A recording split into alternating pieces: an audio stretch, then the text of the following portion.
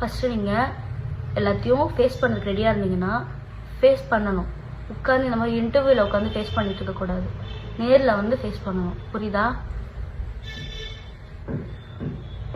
C, எனக்கு அசிங்கமாக இருக்குடா. உன்னதான் இவ்வளோ நல்லா நான் லவ் பண்ணிட்டு இருந்தேன் நான் நினைக்கும் போது.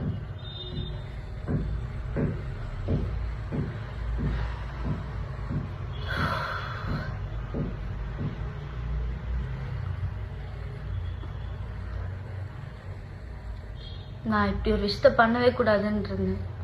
நீ என்ன வேணாலும் பேசிட்டு போ, உனக்கா வந்து தெரியும் நம்ம பண்ணிட்டே இருக்கோம், தப்பு பண்ணிட்டே இருக்கோம்னு சொல்லி என்னைக்காச்சும் ஸ்டாப் பண்ணுவேன், நிப்பாட்டுவேன், திருந்துவேன் அப்படின்னு நினச்சிட்டு இருந்தேன். ஏன்னா திருந்தவே மாட்டேன். அதனால தான் இன்னைக்கு நானே ஓகே, நீ என்னடா சொல்றது, நானே சொல்றேன்னு சொல்றேன். என்ன வேணாலும் பண்ணிக்கோ, சரியா? ஆனா நான் உன்னால ரொம்பவே மென்டலி அஃபெக்ட் ஆயிருக்கேன். நீ மென்டலா கிட்ட இருக்கடா. என்ன உன்னால பைத்தியம் பிடிக்குதுடா எனக்கு. நான் நல்லா தூங்க எத்தனை நாளாச்சு தெரியுமாடா உனக்கு? நான் சரியா சாப்பிட மாட்டேங்கிறேன், தூங்க மாட்டேங்கிறேன், வெயிட் போட்டுட்டு போகுது நான் சரியா சாப்பிடாம.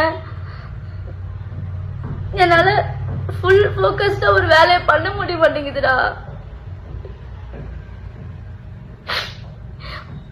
நீலாம் மனுஷனா இருந்தா உனக்கு தெரியும் ஆப்போசிட்ல இருக்கவங்க ஃபீலிங்ஸ் எப்படி இருக்கும், அவங்க ஃபீலிங்ஸ மதிக்கணும்னு உனக்கு தெரியும்.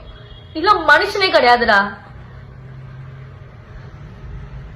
உனக்கு சாப்பாடு போட்டவங்களையும் நீ பேசுவ. ஏண்டா வாய்க்கு சம பேசுறிய எல்லார பத்தியும். தாமரமா இன்னைக்கு அவங்க என்ன வேணாலும் பேசிட்டு போட்டேன்டா, உன்னை பத்தி தப்பா கூட சொல்லிட்டு போட்டோம். உனக்கு மனசாட்சின்னு ஒண்ணு இருக்கும்ல. அவங்க எத்தனை நாள் நமக்கு யாருமே இல்லாதப்போ அவங்க கூட நின்று இருக்காங்க, நமக்கு சாப்பாடு போட்டிருக்காங்க.